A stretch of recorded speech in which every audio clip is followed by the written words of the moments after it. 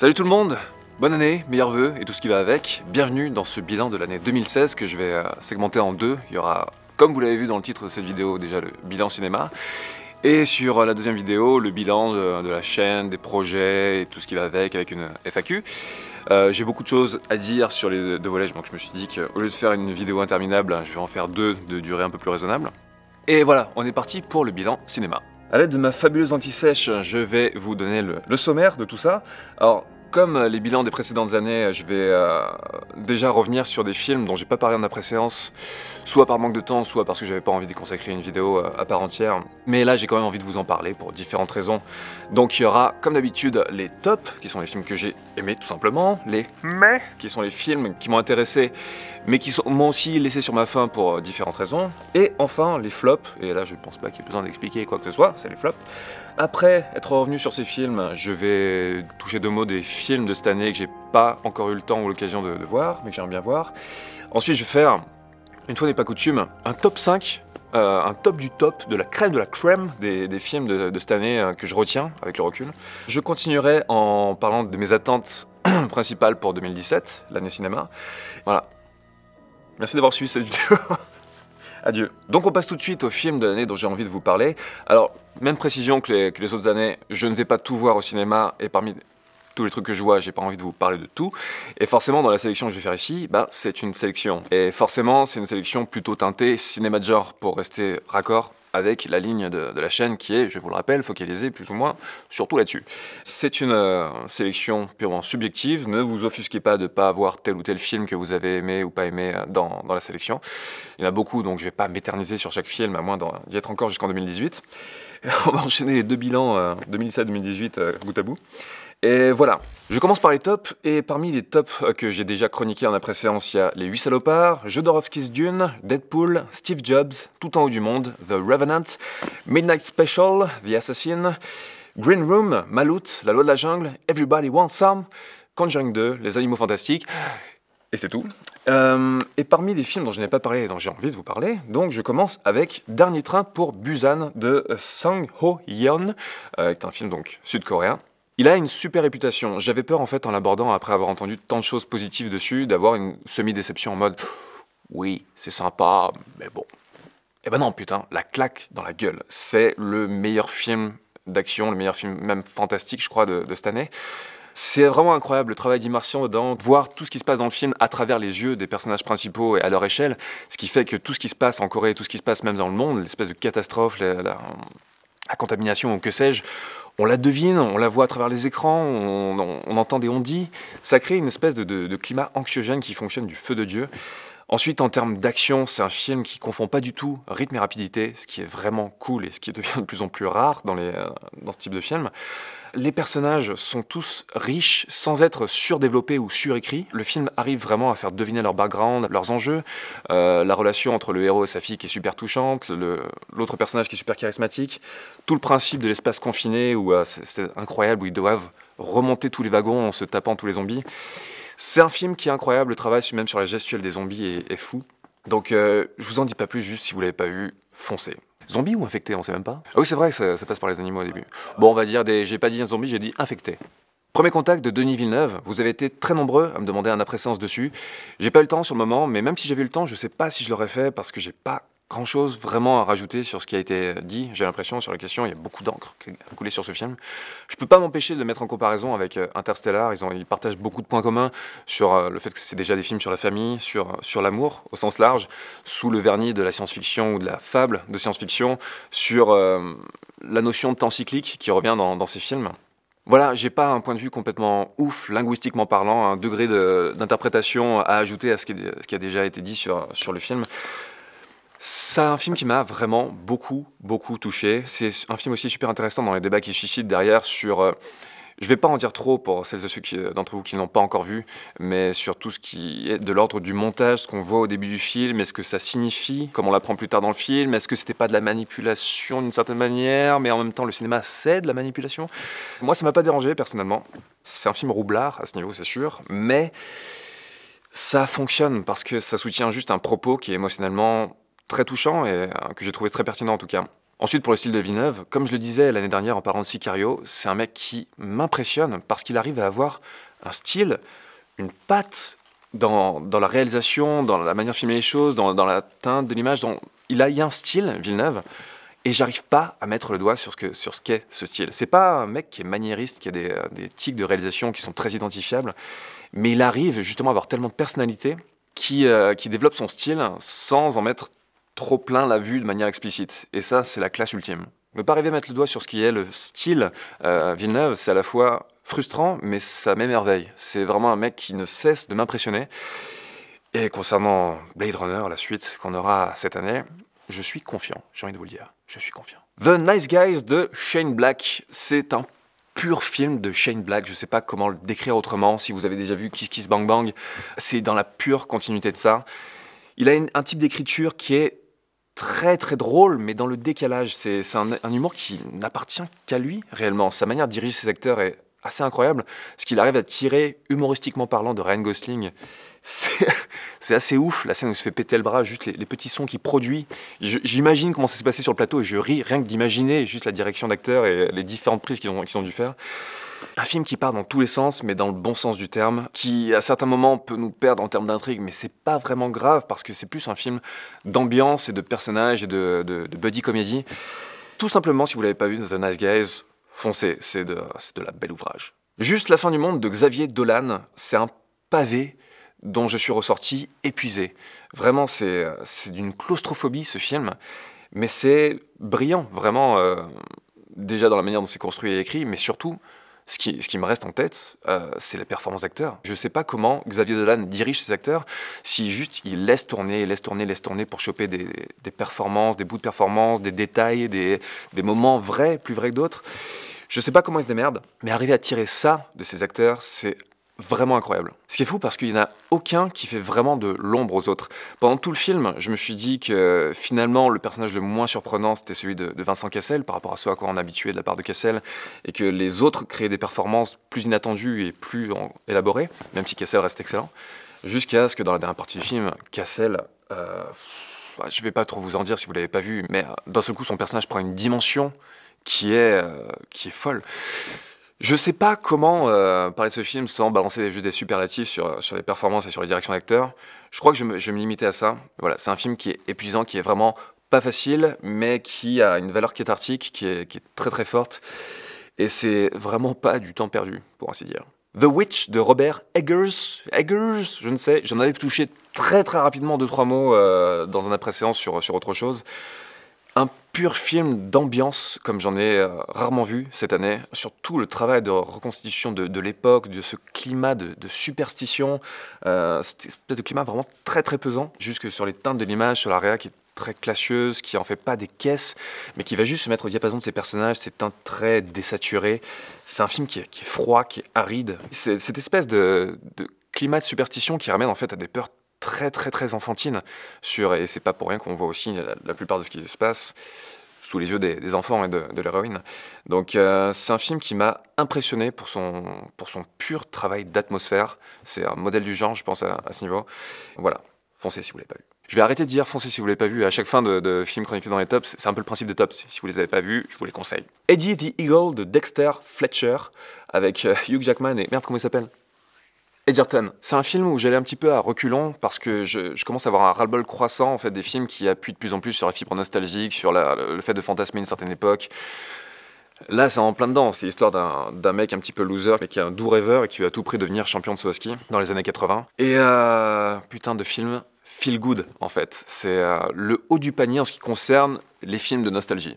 Il met pas à fond la carte sur cette nostalgie, justement, c'est juste que techniquement, il se passe dans les années 80, parce que c'est basé sur une histoire vraie. Ouais, il y a un côté vraiment léger, insouciant, bonne humeur, vraiment fraîche dans ce film. Fraîche, la neige. C'est bien Taron Egerton ? C'est ça. Solange et les vivants de Ina Mihalach, qui est le film de Ina, qui fait la chaîne Solange te parle. Je savais pas du tout à quoi m'attendre avant de le voir, et j'ai eu une sacrée putain de bonne surprise, en fait. Toutes les influences me parlent Personnellement, Ina était venue le présenter à Avignon, dans ce cinéma. C'était dans cette salle d'ailleurs? C'était dans la 2, c'est celle d'à côté. J'ai pu poser des questions aussi sur ses influences, et forcément, il y a une influence même de Roy Andersson, qui est un cinéaste suédois que j'aime beaucoup, qui avait fait un pigeon perché sur une branche, philosophé sur l'existence, qui était sorti l'année dernière, dont j'avais un petit peu parlé. Mais il en a fait d'autres, et d'ailleurs, même le titre Solange et les vivants, c'est un hommage à Nous les vivants, un autre film de Roy Andersson. Et on sent ça un tout petit peu dans certains plans, notamment le travail sur les plans fixes, où il se passe des choses improbables, et c'est le pouvoir comique décalé du plan fixe qui est très bien exploité dans ce film. Juste après, le personnage de Solange, je comprends qu'il puisse en irriter certains, mais je suis assez sensible à ce qu'elle fait, notamment par son originalité. C'est quelque chose qui est complètement déjà à part sur ce qu'elle fait sur YouTube. C'est presque une expérience en direct, cette chaîne. C'est un truc qui me fascine. Le film est vraiment dans la continuité de ça, sans se reposer sur la facilité de ce qui existe déjà. Il y a vraiment une dimension cinématographique dans ce film qu'elle a apporté, qui est un vrai travail de cinéaste, et ça fait super plaisir. Après, je suis un tout petit peu moins convaincu par le passage du film qui fait le lien en fait avec le personnage de Solange et la manière dont ça lancé sur YouTube et tout ça. C'est un film qui fait super plaisir parce qu'il y a un regard. Donc, Ina. Bone Tomahawk de S. Craig Zahler, qui est un film passé complètement inaperçu. Je ne sais même pas s'il est sorti au ciné, c'est un direct ou DVD ou direct ou Blu-ray. C'est avec Kurt Russell, avec... le mec qui joue dans les films de James Wan, Patrick Wilson, et avec d'autres. C'est une sorte de western à la lisière du fantastique. Un western assez violent, avec une sorte de tribu qui kidnappe la femme de Patrick Wilson, et en fait Kurt Russell, Patrick Wilson et d'autres vont partir, et Matthew Fox aussi de Lost et de Speed Racer, ils vont partir à la poursuite de cette tribu, enfin pour sauver la femme de Patrick Wilson. C'est une super bonne surprise, je n'attendais rien de ce film. C'est aussi un film aride, un film dur, un film très enlevé, qui à certains moments fait preuve d'une violence qui n'est pas omniprésente dans le film, donc quand elle arrive de manière tellement froide, tellement démesurée, qu'il y a un impact vraiment de cette violence qui n'est souvent pas gratuite. À certains moments, elle est un petit peu, elle va vraiment très très loin dans une scène. Si vous avez vu le film, vers la fin, vous savez de quelle scène je parle, c'est oh oh oh. Mais en même temps, ça pose tellement la menace de cette tribu de manière tellement forte et tellement horrible. Je vous en dis pas plus. Foncez, comme on dit dans le jargon. Quel jargon, je ne sais pas. Queen of the Desert, la reine du dessert.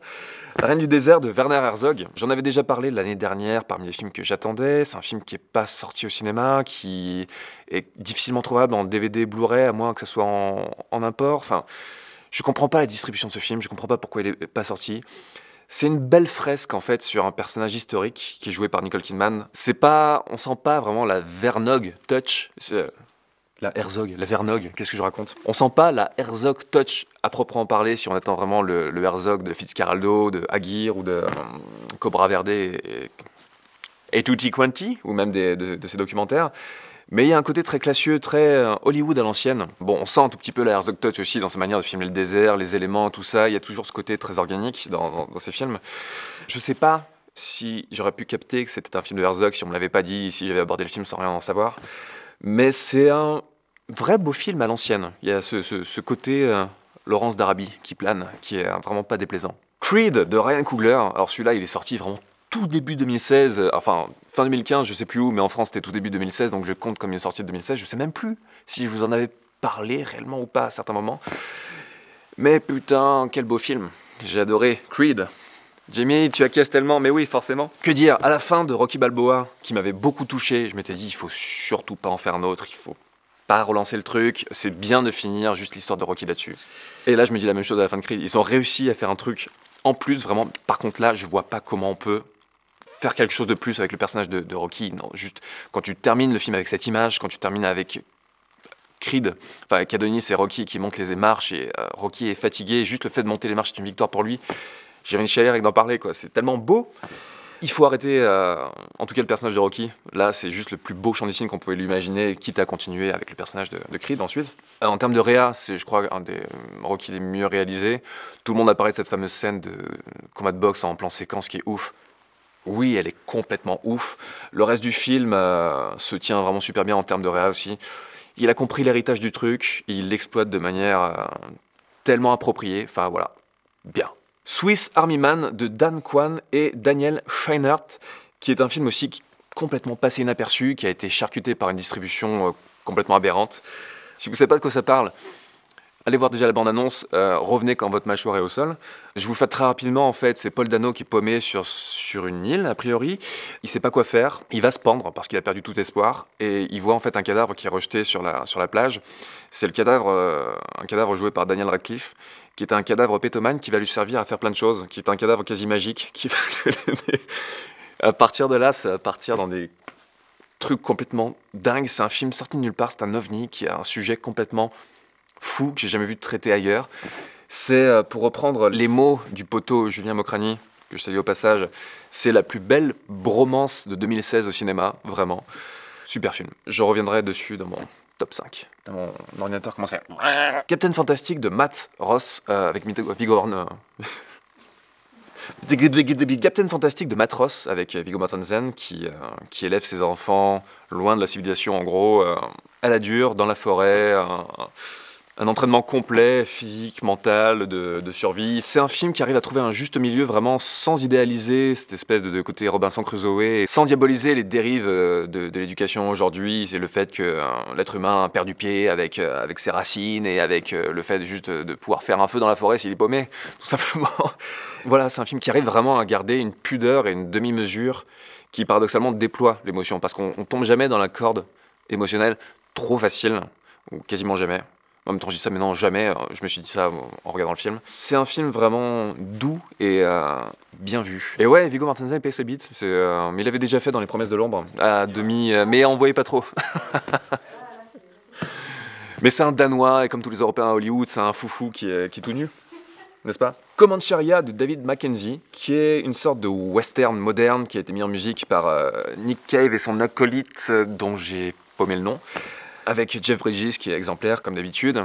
En fait, c'est l'histoire de Ben Foster et Chris Pine qui jouent deux frères en fait qui braquent des banques, mais pas à la mode Dalton parce que c'est juste des brigands et qui kiffent ça. En fait, il y a tout un contexte social très établi dans le film où on est dans un contexte où on parle d'une certaine Amérique plutôt profonde qui est saignée à blanc par le grand développement des banques et de la finance. Donc il y a ce contexte très établi. En fait, les deux frères braquent certaines banques en fait pour en gros entourlouper ceux qui les ont entourloupés. Donc il y a un côté un petit peu Robin des Bois là-dedans. C'est pas trop appuyé, c'est toujours en filigrane. Donc c'est un film déjà qui a cet ancrage très fort et qui après, juste en tant que western moderne, se tient vraiment. Et c'est l'alchimie entre Ben Foster et Chris Pine est vraiment incroyable.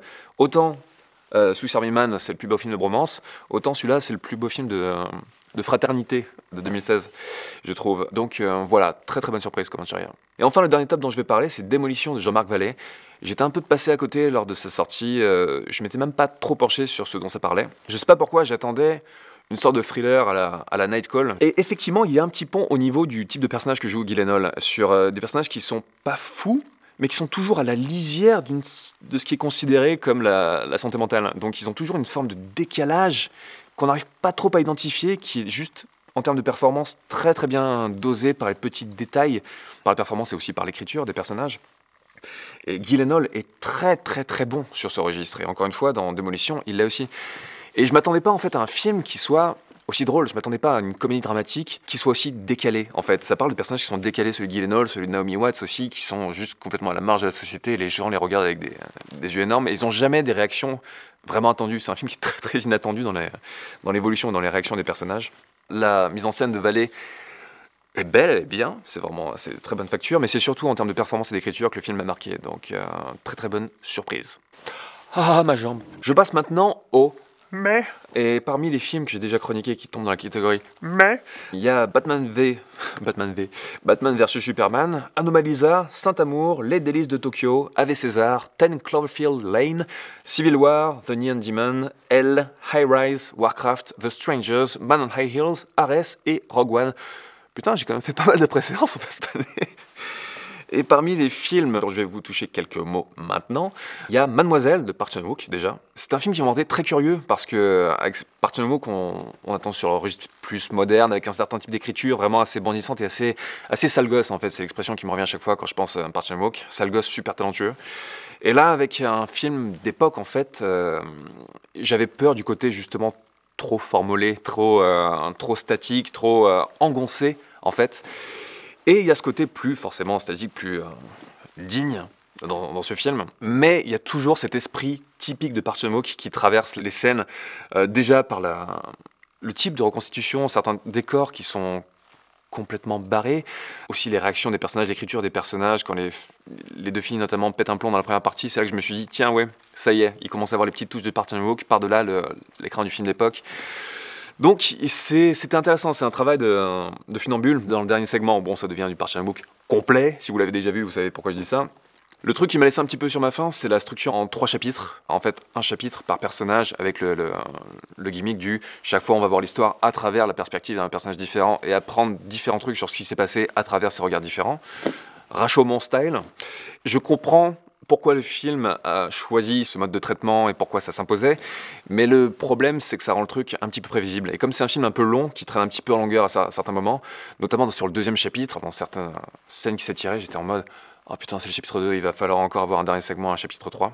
Et heureusement, après, le film s'emballe un petit peu plus. Mais voilà, c'est à la fois un truc, je vois pas comment il aurait pu faire autrement que cette structure, mais ça le dessert un petit peu dans le côté prévisible. Mais après, c'est aussi un des films les plus sexy que j'ai vu, et paradoxalement, pas pour les scènes de sexe saphique, mais pour tout ce qui est de capter les moments très sensoriel, très organique, notamment quand l'héroïne, enfin une des deux héroïnes, traite la carie, enfin la dent qui fait souffrir Mademoiselle, elle est dans son bain, et il y a un truc tellement sexy dans cette scène, justement, dans la manière d'être très très près des visages, filmer très très près, voir les cheveux qui passent sur la bouche et sentir les souffles, il y a un truc vraiment ultra sensoriel dans cette scène que j'ai pas vraiment retrouvé dans le reste du film, mais cette scène m'a vraiment marqué, du coup.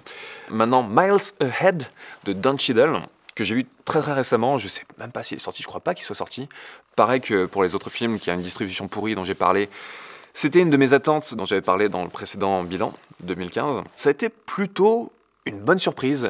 Il évite l'écueil du biopic un petit peu trop plan-plan et linéaire.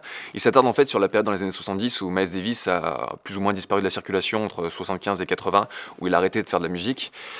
Il y a en fait un montage croisé entre cette période, où il y a un journaliste de Rolling Stone joué par Ewan McGregor qui va venir essayer de lui tirer une histoire du nez et le sortir un petit peu de sa routine et sa zone de confort. Et ça alterne entre cette période-là et la période un petit peu plus tôt où il a eu cette histoire d'amour avec la femme dont il ne s'est jamais remis ensuite parce que forcément ça a mal terminé, parce que c'est un musicien et comme tous les musiciens, oh là là, il est infidèle, il boit de l'alcool et puis il fait des choses folles. Le cliché du truc, mais ça fonctionne dans ce film. Vraiment, il y a un montage croisé qui est très très bien vu. Un travail sur les transitions aussi qui est très très bien vu. Donc on sent que Don Cheadle, il a voulu pas faire une espèce d'agiographie de Miles Davis, mais le montrer dans toutes ses facettes et surtout avoir une vraie démarche de cinéaste. Vraiment avoir un travail sur l'image, sur la narration par l'image. Après, c'est pas un film qui m'a transcendé, c'est pour ça que je le mets dans la catégorie des mais je trouve que c'était plutôt une bonne surprise. Patterson de Jim Jarmusch, pareil, j'ai pas grand chose à lui reprocher, même j'ai rien à lui reprocher, mais c'est un film qui m'a pas transcendé, qui est moins dans l'emphase forcément des sentiments que le précédent de Jarmusch, qui était Only Lovers Left Alive, qui emporte beaucoup plus. Là, avec Patterson, au contraire, il a pris le contre-pied de ça. On est vraiment sur l'observation des petits détails du quotidien. C'est l'histoire de Patterson, qui est joué par Adam Driver, qui est un chauffeur de bus dans la ville de Patterson et qui est poète à ses heures. Et en fait, le film ça va être une petite chronique de vie qui va se dérouler sur une semaine, où chaque jour, on voit en fait son petit train-train quotidien et voir comment, dans la routine, en fait, même les choses évoluent. Donc c'est une petite tranche de vie douce, sympa, vraiment, qui donne envie de sortir et d'observer tout ce qui se passe, être vraiment contemplatif, à l'écoute, qui donne envie de prendre le temps. Et ça, c'est un truc qui fait du bien. Et là, plus je suis en train d'en parler, et plus je me demande pourquoi je l'ai mis dans la catégorie « mais », parce que plus j'y pense, et plus, en fait, c'est un film que j'ai pris plaisir à voir et qui me reste. Zootopie de Byron Howard et Rich Moore. Tout le monde a dit que c'était absolument génial. Je l'ai trouvé sympa. Voilà, je trouve que c'est bien vu, c'est bien animé, c'est plutôt bien écrit. Mais voilà, ça m'a pas... Ce sont des choses qui arrivent. Doctor Strange de Scott Derrickson. Ça fait plusieurs fois que je parle maintenant de Marvel. Chaque fois que j'ai des discussions maintenant, en fait, je compare Marvel à la formule de Coca-Cola, quoi. C'est tellement étudié, c'est tellement calibré, c'est tellement... Si on veut du Coca, on boit du Coca, on aura du Coca. Il ne faut pas espérer d'un iota quelque chose d'autre. C'est la formule, elle restera comme ça, point barre. Et Marvel, c'est devenu ça. Doctor Strange, j'ai pris plaisir à le voir. Je me suis marré, j'ai trouvé la réalisation bien foutue. Je me demande en fait comment ils ont goupillé certaines scènes. En termes de storyboard, ça a dû être un putain de cauchemar quand ils partent dans les dimensions là, qui deviennent kaléidoscopiques. Beau, compte triple. Après, le truc que je reprochais déjà au film, juste après l'avoir vu, c'est qu'il donne pas vraiment la sensation de l'évolution du personnage, qui ne se frotte pas à des obstacles tels que vraiment on sent son évolution et sa nécessité d'évolution. Par exemple, quand il se fait projeter genre sur l'Everest et qu'il doit se démerder en fait pour revenir, et il fait son trou dans l'espace-temps et il revient. Ça aurait dû être une scène vraiment qui prenne son temps en termes de montage, en termes de performance, pour montrer à quel point en fait il a franchi une étape à ce moment-là, à quel point ça l'a travaillé en tant que magicien et en tant qu'être humain, ça l'a fait aller quelque part. Là, c'est vraiment expédié en mode on attend, oh là, peut-être qu'il est mort, et pouf, il revient, bon, tant mieux, pouf, on passe à la suite. Et il y a cette manière d'expédier en fait les choses qui est typique en fait maintenant de la formule Marvel telle qu'elle s'applique sur ce genre de film. Après, c'est encore un film, une origin story, donc j'imagine qu'ils ont voulu traiter ça de la manière la plus légère possible pour pas donner aux gens la sensation que c'était encore une origin story, que ça allait être chiant. Donc peut-être qu'il y a eu une espèce de fuite en avant à ce niveau. Ça passe tout seul, ça laisse pas beaucoup de souvenirs, donc c'est sympa sur le moment. C'est du fast-food en fait. C'est bien la très grande cuisine, mais des fois on a envie d'un petit fast-food par-ci par-là, hein, ça fait plaisir. Donc voilà, c'est un film fast-food qui s'oublie aussi rapidement qu'il s'est vu. Donc c'est pas du grand cinéma, loin de là. 31 de Rob Zombie, qui est un film d'horreur, comme c'est l'effet à Rob Zombie, je crois qu'il fait un petit peu que ça. Rob Zombie, c'est un réalisateur que j'aime beaucoup. Comme beaucoup de gens, The Devil's Reject, ça reste mon film préféré du gars, et c'est un de mes films d'horreur préférés des années 2000, tout simplement, qui arrive à créer le tour de force, de prendre pour personnages principaux des ordures, mais pas juste des ordures, le type d'ordures qu'on aime, des ordures, des psychopathes, des gens absolument horribles, et qui arrivent à nous faire ressentir de l'empathie pour eux. C'est un tour de force que je reprends chaque fois en exemple pour parler de ce genre de construction de récit. Et 31, bah, c'est l'histoire en fait d'un groupe de gens qui se font en fait kidnapper par des psychopathes qui, le soir du 31 octobre, donc le soir d'Halloween, vont créer une espèce de jeu macabre de tuerie en fait, où ils vont devoir affronter des épreuves complètement horribles, atroces, avec des gens qui vont venir vouloir les tuer.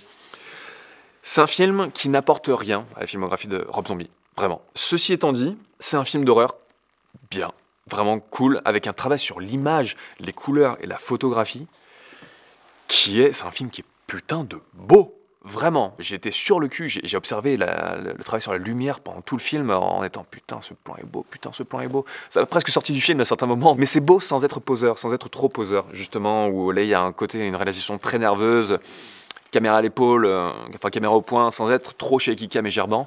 Donc il y a vraiment, en termes de réa et en termes de travail sur l'image, un bon équilibre qui a été trouvé. Mais après, en termes de ce que ça raconte, encore une fois, ça n'apporte rien à la film de Zombie. Donc c'est à prendre pour ce que c'est. La danseuse de Stéphanie Di Giusto, qui parle en fait de Loie Fuller, qui, si je dis pas de conneries, est la personne qui, au début du XXe, a créé la danse contemporaine.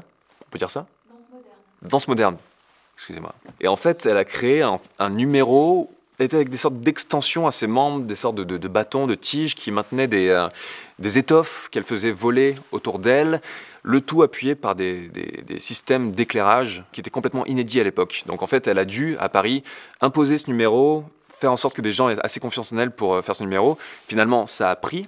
Cinématographiquement, c'est un film que j'ai trouvé vraiment intéressant, d'autant qu'en plus, il commence...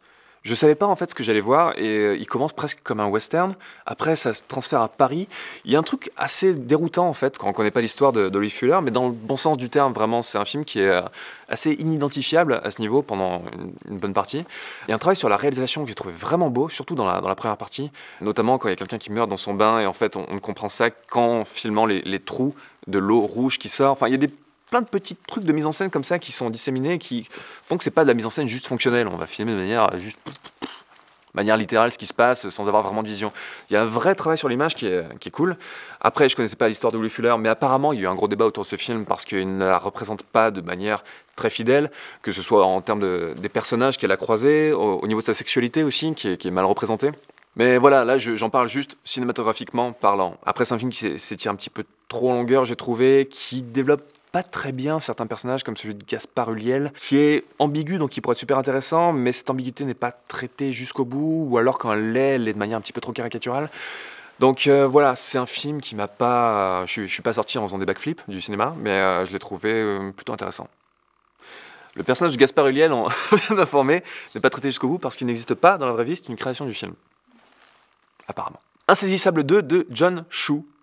C'est un film qui n'a aucun sens. Il n'y a aucun sens dans ce film, rien n'a de sens, rien n'est expliqué. Déjà dans le premier, il y avait ce côté « ta gueule c'est magique », il y a certains trucs qui sont pas du tout expliqués, le mec se transforme en billet, on sait pas pourquoi. Et quand c'est maltraité, ça me fait chier. Mais je sais pas ce que j'ai avec ces films, ils me font marrer, je prends plaisir à voir, il y a un tel je m'en foutisme dans Les Insaisissables, un tel « ouais ta gueule c'est magique mais en même temps regardez, bon voilà ». Et je sais pas pourquoi, j'ai tout pour criser dans ce film. J'ai tout pour criser, mais je n'ai pas crisé et je l'ai regardé, c'est un véritable déplaisir. Il y a des films comme ça qui échappent un petit peu à ta compréhension ou à tes critères habituels, tu sais pas pourquoi, et tu peux vraiment rien en dire de particulier à part de « ouais, bah j'étais là sur mon canapé, et puis c'était sympa, et puis voilà ». Je sais pas, voilà. Pourtant, mais c'est horrible en termes de construction de scénario, mais c'est un foutage de gueule constant, ce film. Oui, Daniel Radcliffe en méchant, je crois que j'ai bien aimé aussi, ça m'a fait marrer. Avec sa petite barbouze. Il dit, ah, je ne suis pas Harry Potter, regardez, je suis méchant. Star Trek sans limite, de Justin Lin, qui était plutôt sympa. Mais après, en termes de rythme, en termes de réalisation, en termes de tout, dans les 2 premiers Star Trek de Abrams, il y avait un côté très pétillant, très léger, très aérien, en fait, qui est devenu la marque de fabrique de Abrams, qu'on peut lui reprocher des fois en disant qu'il a un type de réalisation un petit peu trop superficiel, mais il y avait ce côté très aérien qu'il n'y a pas dans Star Trek sans limite, qui est plus empesé, plus... en fait, quelque part plus raccord avec la série d'origine et les personnages d'origine, donc c'est paradoxalement un film qui est plus Star Trek que les Star Trek de J.J. Abrams. Mais voilà, ça lui donne un côté un petit peu moins bondissant. J'attendais un peu plus du scénario qui a été écrit par Simon Pegg, en termes d'humour, de côté bondissant, justement, qu'il arrive à faire la transition avec la période J.J. Abrams, et là, juste faire une sorte de continuité en recréant ce côté très léger et aérien, mais plus en termes d'écriture qu'en termes de réa. Et c'est pas vraiment le cas, sincèrement, si on m'avait pas dit que c'était Simon Pegg qui avait écrit le film, je n'aurais jamais deviné. Après, c'est un film d'aventure et d'action et de science-fiction très honnête, hein. D'ailleurs, Simon Pegg, il s'est pas fait chier, juste il est crédité en tant que scénariste, tout ça, mais dans la distribution, c'est son nom qui arrive en premier, quoi. Juste avant Chris Pine, avant Zachary Quinto et tout ça, et c'est pas fait chier, le con. Parce que ça fait, regarde, c'est mon film. Ah, c'est ça. Salaud, je vais le mettre dans les flops. Il va passer dans les flops, ce film. Ghostbusters de Paul Feig. Ouh là là là là, je m'attaque à quoi? Non mais sérieux, les gens, faut se calmer, là. Il faut juste se calmer avec cette histoire, le phénomène qui est autour de ce film, le bashing. C'était horrible, j'avais l'impression de voir un cadavre se faire dépecer au milieu de la place publique. Non, c'est pas un super film, non. Mais ça va. Faut se calmer, juste. On peut lui reprocher plein de trucs, mais il y a aussi quelques trucs qui fonctionnent dedans. Bon, il faut le voir en VO, hein. Mais l'alchimie entre les actrices fonctionne plutôt bien. J'ai trouvé le personnage de Chris Hemsworth super drôle, à certains moments. Les CGI étaient moins dégueux que ce que j'attendais, les effets spéciaux, il y avait un côté très bubblegum dans les trailers qui est aussi présent dans le film, mais ça passe un petit peu mieux dans le contexte du film. J'avais peur en fait que le film oublie que Ghostbusters c'est pas juste une comédie à la base, mais ça fonctionne aussi en termes de film d'épouvante. De Ghostbusters m'ont traumatisé quand j'étais gamin, il y a des scènes qui sont authentiquement flippantes, que ce soit dans le premier ou le deuxième. Et effectivement, ce Ghostbusters-là oublie un petit peu ça en se reposant essentiellement sur le côté comédie, ce qui est dommage, et une représentation beaucoup plus, encore une fois, bubblegum des spectres. Mais voilà. Après, voilà, j'étais tellement énervé par ce bashing gratuit sur l'ineptie de 80% des arguments que je pouvais lire au sujet de ce film, que je l'ai vu aussi en mode, voilà, dans un état d'esprit aussi qui m'a rendu un peu bienveillant. Si je l'avais vu débarquer de nulle part, que j'avais eu aucun contexte, parce que j'aurais été peut-être un peu plus pourquoi faire ça, à quoi ça sert? Et la question se pose toujours, pourquoi faire ça, à quoi ça sert? À part pour les thunes et marcher sur la franchise, mais après, vu le bad buzz qu'ils sont tapés, c'est un petit peu rebondi du mauvais sens.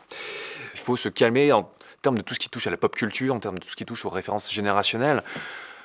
Prenez une grande respiration, un petit peu de recul, et enfin là je parle aux gens vraiment qui ont été les plus extrêmes sur la question, mais ça va. C'est qu'un film, il y a plus grave dans la vie. Don't Breathe de Fede Alvarez, dont j'avais haï le remake d'Evil Dead, Evil Dead.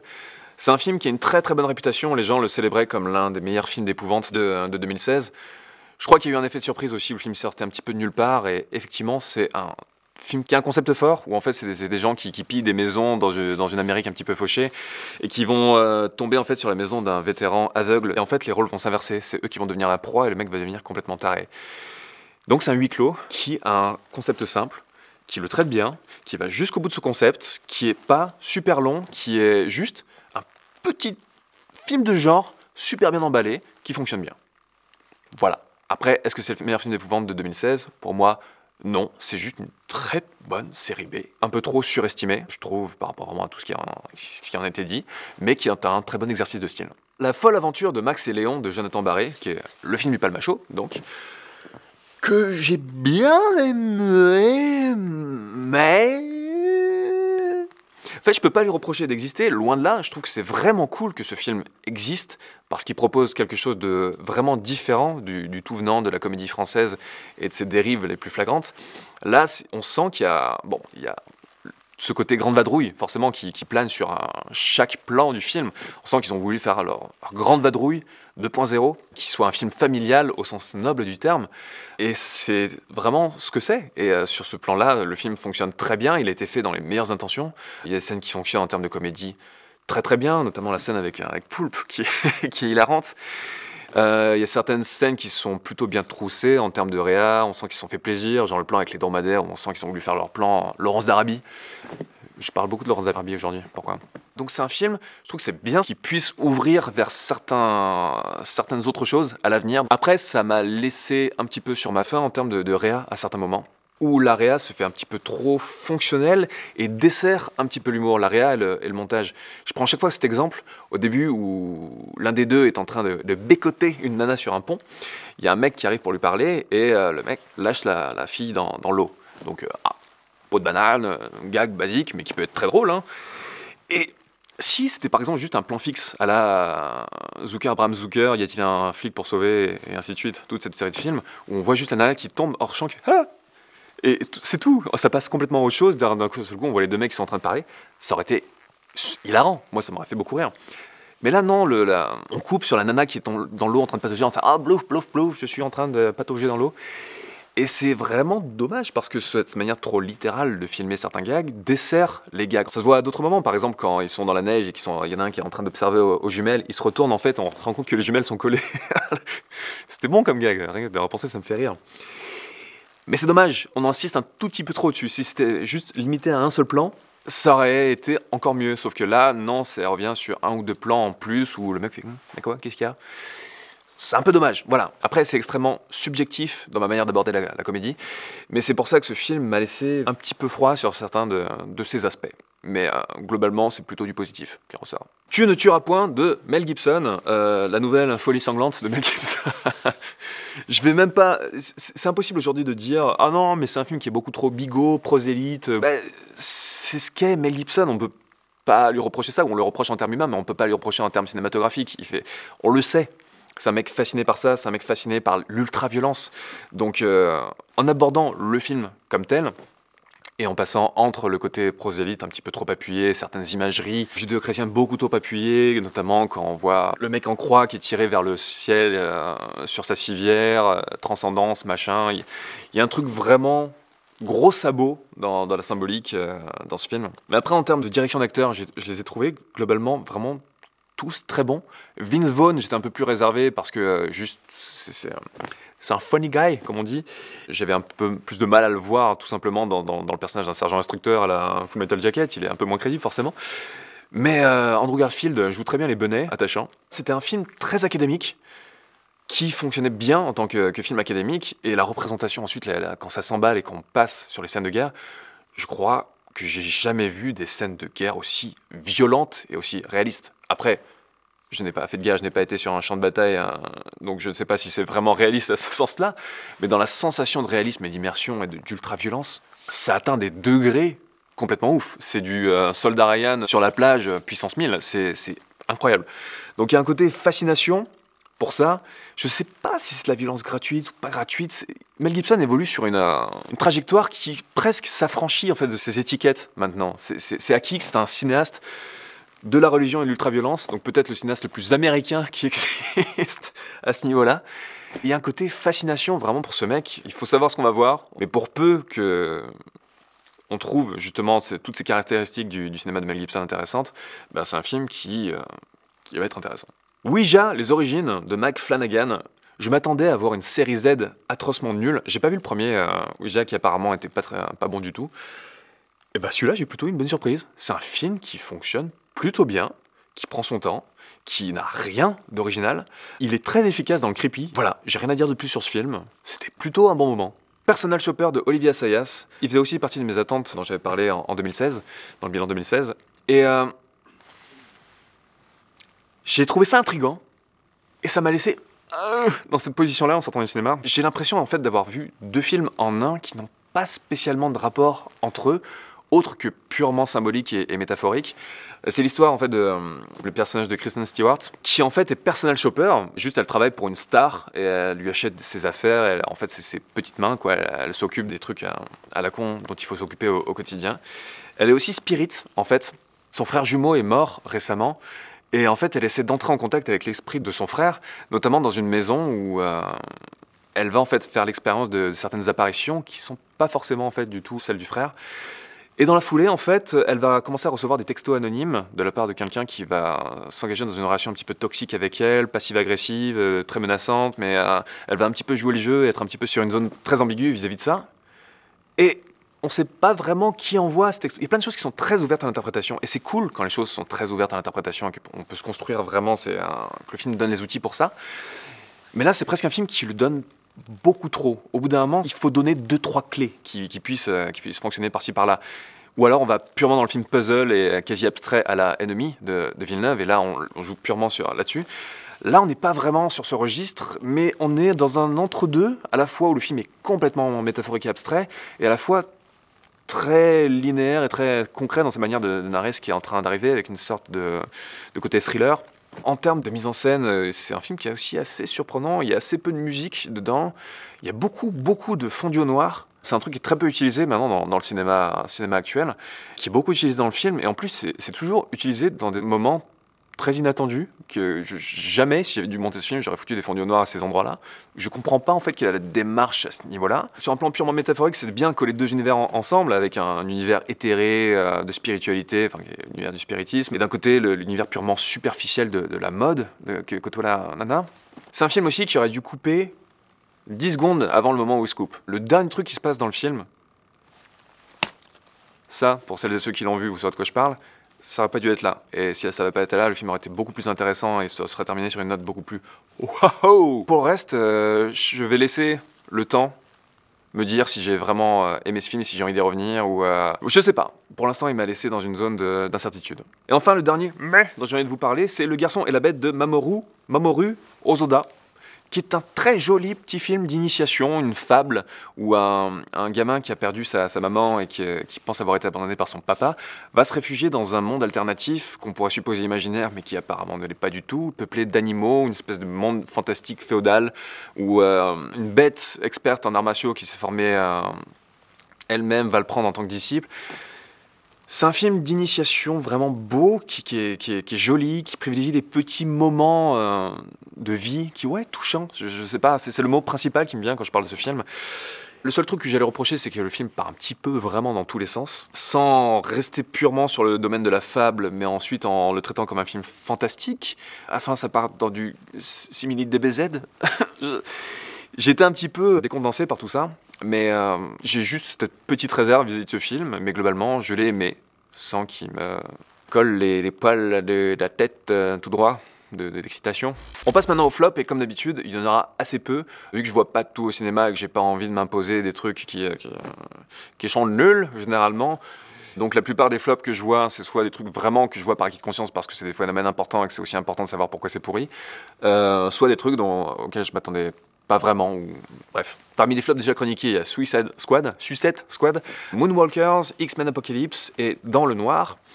Et parmi les flops dont j'ai envie de vous parler très rapidement, il y a déjà Miss Peregrine et les enfants particuliers de Tim Burton. J'en avais déjà parlé dans la chronique sur Tim Burton, c'est pas un film honteux, mais c'est presque pire pour moi venant d'un mec comme Burton. C'est un film que j'ai trouvé insipide, vraiment, qui aurait pu être fait par n'importe quelle personne copiant plus ou moins bien Burton, un petit peu sur certains aspects. Eva Green, pour moi, elle est capable de sauver un film comme même la suite de 300. qui est une daube, mais Eva Green m'a fasciné dedans. Là, les scènes où elle était présente, je les ai aimées parce que j'adore cette actrice, tout simplement.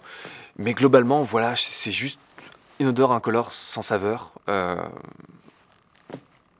Independence Day, Résurgence de Roland Emmerich. La première partie était intéressante, notamment dans la manière de traiter l'après Independence Day 1 et sur la manière dont l'humanité s'est restructurée autour de tout ce qui s'est passé. J'ai trouvé ça vraiment bien vu. Et après, ça tombe dans une mauvaise parodie du premier, en fait. Et déjà, le premier, bon, il y a un facteur générationnel, c'est un bon film catastrophe par certains aspects, mais c'est pas non plus, c'est pas la folie. Et le 2, voilà, jusqu'à cette dernière réplique du film qui est embarrassante de nullité, qui aurait pu être écrite par un gamin de 3 ans. Après, le doublage français la rend encore plus embarrassante. En anglais, c'est pas chouquer non plus, mais ça passe un petit peu mieux. Voilà, apparemment, le film a été un petit peu aussi charcuté par le studio. Comme l'expliquait bien Durandal dans son Pourquoi j'ai raison, vous avez tort sur Emmerich. Voilà. Bref. Gods of Egypt d'Alex Proyas, je le mets dans les flops parce que c'est authentiquement une bouse.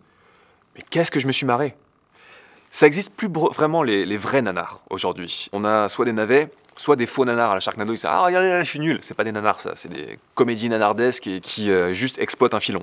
Mais les vrais nanars, les films qui étaient censés être bien à la base, qui vraiment ça a été un accident industriel abominable et d'un seul coup on se retrouve avec un truc mais tellement nul que c'en est hilarant. Ben il n'y en a quasiment pas. Gods of Egypt est un vrai nanar. Et si vous aimez les nanars, regardez ce film. C'est juste trop incroyable pour le croire. Je vous en dirai pas plus, mais flop, mais un flop que j'ai bien aimé. Dans les flops, j'ai envie de mettre aussi Tortue Ninja 2 de Dave Green. Je sais pas pourquoi un jour je me suis dit bah tiens allez je vais me le mater. On sait jamais. Le premier m'avait pas trop déplu. Franchement, je trouvais qu'il avait quelques qualités. Le 2 sur le papier, essayer de faire tout ce qu'une bonne suite devrait faire, en puisant un peu plus dans le matériau de base, avec Krang, avec Bebop et Rocksteady, avec le Technodrome, avec beaucoup de choses que tous les fans avaient envie de voir. Mais dans la mise en pratique, oh putain, mais il se loupe sur toute la ligne, quoi, c'est horrible. Tout est si mal écrit, Baxter Stockman, qui est... La rencontre entre Shredder et Krang, il y a un mec, juste, il y a un cerveau de 3 mètres sur 3 dans un robot géant qui, d'un seul coup, tu le découvres, qui dit « Hey, Shredder, est-ce que tu veux collaborer ?» Shredder qui découvre ça, il fait « Oh, oui !» Cerveau géant de 3 mètres sur 3 dans un robot géant qui me parle, et ça me surprend pas du tout. Bon après, voilà, forcément, l'humour de ces films ne brille pas par ses subtilités, mais putain, Bebop et Rocksteady, ça atteint des sommets de... Maintenant, rapidement, pour les films de cette année que j'ai pas eu le temps de voir, mais que j'aimerais voir, je vais quand même faire une petite mention. Il y a Salt and Fire de Werner Herzog, il y a La Tortue Rouge, qui a l'air d'être un très beau film d'animation, il y a le fameux Tony Erdmann, dont tout le monde parle, que j'ai pas eu l'occasion de voir, mais j'aimerais bien le voir. Jack Reacher numéro 2, j'ai pas eu l'occasion, mais apparemment il est moins bien que le premier. Peut-être que c'est parce qu'il n'y a pas Werner Herzog qui joue le méchant dedans, je ne sais pas. Laurence d'Arabie et Herzog aujourd'hui, ça revient à tous les niveaux. Aquarius, Planétarium avec Portman et Lily Rose Depp qui jouent des Sœurs Spirits. Café Society, le Woody Allen. Iris, Snowden que j'ai loupé. Et Oli Maki, le film finlandais sur l'histoire vraie d'un boxeur qui s'est battu contre le champion du monde poids plume, je crois, qui a perdu, mais en même temps il a demandé sa femme en mariage ce jour-là. Et c'est une histoire très particulière, apparemment un feel-good movie, vraiment un petit peu décalé, à la finlandaise. Et j'ai très envie de le voir. Je passe maintenant à mon top 5 de l'année. Je fais jamais ça, mais là, il y a certains films auxquels j'ai envie de donner une mention particulière parce que le temps passe et on se rend compte qu'il y a certains films qu'on a adorés sur le moment, mais qui vont laisser une impression pas très forte sur le long terme. Et il y en a certains, au contraire, qui restent et je pense que c'est ceux-là qui j'ai envie de donner une mention, vraiment. Et donc, dans ces 5 films, il y a Everybody Wants Some de Richard Linklater. J'en suis sorti dans un nuage cotonneux de bien-être. C'est un film qui fait du bien, qui arrive à saisir des instants, de vie qui font du bien. C'est une petite capsule que j'ai envie de revoir encore et encore et encore et encore. Comme des films d'univers comme ça, des cocons dans lesquels on a envie de se lever, un peu comme Lost in Translation. Le deuxième film auquel j'avais donné une mention, c'est Captain Fantastic. Et celui-là, j'ai pas vraiment de recul dessus parce que je l'ai vu récemment, mais je sais qu'il va me rester. C'est à la fois par sa thématique, c'est un film qui fait respirer, quoi, qui aère vraiment, tout en restant, comme je l'ai dit tout à l'heure, assez pudique et assez sur la réserve, sans être trop balourd dans sa manière de mettre en avant les émotions et de traiter aussi son sujet. Swiss Army Man, voilà. Exactement ce que je dis sur les 2 premiers films, je l'ai retrouvé dans Swiss Army Man. Dernier train pour Busan, voilà, pour les raisons que j'ai expliquées tout à l'heure, c'est juste le meilleur film d'action, je crois, de cette année. C'est juste sans faute de bout en bout. Et La Loi de la jungle d'Antonin Perejatko, qui est la meilleure comédie française de cette année. Pour moi, j'hésitais avec Maloute, mais Maloute, il y a un côté moins empathique. J'ai beaucoup plus de réserves déjà sur le dernier segment de Maloute, même si j'ai adoré le reste du film, mais c'est un film moins sympa. Tandis que La Loi de la jungle, il est dans son délire de bout en bout, c'est un film qui est super attachant, qui reste dans son délire de décalage de bout en bout. Et voilà, pour les 5 films que je retiendrai particulièrement de cette année. Et je me rends compte que c'est surtout des films qui donnent un échappatoire. Toujours ça se passe dans la nature, une vie alternative. Est-ce que ça dit quelque chose sur le fait que j'aime me casser? Non, je ne sais pas.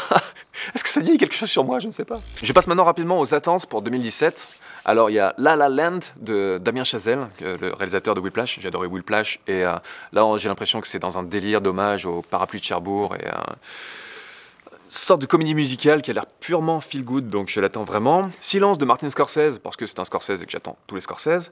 Birth of a Nation de Nate Parker, qui est un film dont on parle beaucoup, et je pense qu'on va encore plus en entendre parler dans la période des Oscars.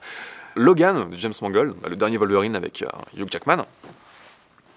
Hurt de par Johnny Cash, pas de Johnny Cash vu que Hurt c'est de Nine Inch Nails, mais sur la bande-annonce c'était un choix, je pense qu'il y a mis beaucoup de gens d'accord, mais les 2 derniers Wolverine, spin-off de Wolverine sont pas ouf, surtout le premier, mais celui-là j'ai envie d'avoir un petit espoir, je sais pas, d'après les intentions de Jackman et de James Mangold, ils partent vraiment sur des partis pris qui me plaisent, a priori. Donc, j'ai bon espoir.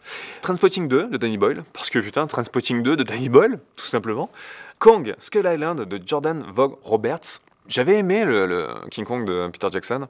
Là, je suis très curieux de voir ce qu'ils vont faire, tout simplement. La bande-annonce m'a donné envie de voir comment ils vont travailler le gigantisme, comment ils vont travailler le bestiaire de Skull Island et compagnie. The Lost City of Z de James Gray, parce que tous les James Gray sont dignes d'être attendus. Ghost in the Shell de Rupert Sanders. Ça sent le roussi, ce film. Ça sent le roussi. Visuellement, il y a l'air d'avoir des trucs intéressants qu'on peut voir dans la bande-annonce, mais ça sent le roussi. Mais je l'attends quand même avec curiosité. Gardien de la Galaxie 2 de James Gunn, parce que j'avais beaucoup aimé le premier, tout simplement. Alien Covenant de Ridley Scott. Ça sent le roussi XXL. Vraiment, ça sent vraiment le roussi de ouf. Vous savez ce que je pense de Prometheus. Voilà, donc une suite de Prometheus, c'est oulala. Mais j'ai envie d'y croire un petit peu. Parce qu'au moins, là, Prometheus, c'est un film qui avait une super bonne direction artistique, qui avait un bon travail d'ambiance à certains moments, mais qui partait tellement banal niveau scénario. Donc là, si enfin Ridley Scott assume l'héritage Alien et qu'il arrête de dire « Non, mais c'est pas une préquelle à Alien. Ah tiens, Xenomorph qui naît. » Non, là, s'il va à fond dans son délire et que peut-être, sait-on jamais, qu'il va en sortir quelque chose de correct. En tout cas, la bande-annonce montre qu'encore une fois, la direction artistique est super belle, donc il y aura au moins des bonnes images à se mettre sous la dent. Dunkerque de Christopher Nolan, parce que Christopher Nolan. Valérian et la Cité des Mille Planètes de Luc Besson. Je l'attends pas en sens oh putain, je suis vraiment impatient de voir ce film, mais ça me rend curieux. Ça me rend curieux. Luc Besson, c'est de bon ton de lui taper dessus depuis quelques années maintenant, mais ça reste quand même le mec qui a fait le 5e élément, et 5e élément quoi, putain. Donc si, avec Valérian, il arrive à renouer avec cette veine, pourquoi pas. La planète des singes suprématie de Matt Reeves, parce que j'ai beaucoup aimé les 2 premiers, et qu'au vu de la bande-annonce, on arrivait à un niveau de réalisme dans la modélisation des images de synthèse et des singes. C'est fou furieux, vraiment, le travail de texture, le réalisme des mouvements. J'étais sur le cul en voyant la bande-annonce, donc très impatient de voir le 3e. J'attends aussi, forcément, Blade Runner 2049. Vous savez tout le bien que je pense de Denis Villeneuve, j'adore ce mec, j'adore ce qu'il fait. Pour moi, jusqu'à présent, c'est un sans faute. Donc oui, sûrement que ça va être décevant par rapport au Blade Runner. Oui, forcément, c'est un film qui va donner lieu à énormément de débats, qui va diviser les gens. Mais quand j'ai vu la bande-annonce, j'ai smurfé sur place pendant bien 45 minutes en la regardant en boucle une dizaine de fois. Même si le film me déçoit, au moins la bande-annonce m'aura procuré ça. Ouah, le crime de l'Orient Express de Kenneth Branagh. J'ai découvert ça il y a peu de temps. Kenneth Branagh fait un remake, enfin une nouvelle adaptation du crime de l'Orient Express. Hercule Poirot donc. Pourquoi pas? J'ai envie de voir ça, moi. J'ai envie de voir ça. Star Wars 8 de Rian Johnson, voilà. Weightless et Voyage of Time de Terrence Malick, parce que j'attends tous les Terrence Malick, tout simplement. Voyage of Time, apparemment, c'est une expérience en IMAX, donc j'attends plutôt Weightless sur les dimensions plus cinéma. Non pas que l'IMAX soit pas du cinéma, mais bon, voilà, apparemment, c'est vraiment fait pour l'expérience IMAX spécifiquement. Annihilation de Alex Garland, parce que j'aime Alex Garland déjà à la base en tant qu'écrivain, et ensuite en tant que scénariste avec ses collaborations avec Danny Boyle, et ensuite en tant que réalisateur avec Ex Machina, donc j'attends celui-là. A Cure for Wellness de Gore Verbinski. Apparemment un scénario un petit peu à la Shutter Island au début, avec un asile, enfin une histoire. Visuellement ça a l'air dingue, donc allez voir la bande-annonce si c'est pas déjà fait. Life de Daniel Espinosa, un film de SF avec notamment Jake Gyllenhaal, et j'attends tous les films avec Jake Gyllenhaal maintenant parce que ce mec m'assoit à chaque fois, qui a l'air d'être un truc, on en parlait tout à l'heure, à la Sunshine de Danny Boyle. Un petit peu dans le même délire, les mêmes états d'esprit, peut-être. Et enfin, La Tour Sombre de Nikolai Arcel, qui est l'adaptation donc de La Tour Sombre de Stephen King, ce cycle interminable, qui est un des classiques de la littérature de fantasy, fantastique, avec Idris Elba et Matthew McConaughey qui va jouer le méchant. Ça a l'air fou. J'ai pas lu du tout La Tour Sombre, mais n'empêche qu'au vu de ce dont ça parle et au vu des premières images, ça a l'air dingue, donc j'attends ça de pied ferme. Donc bon, on va arrêter là pour le bilan ciné de l'année 2016. Je vous donne rendez-vous très vite pour le bilan de la chaîne. À très vite. Oui.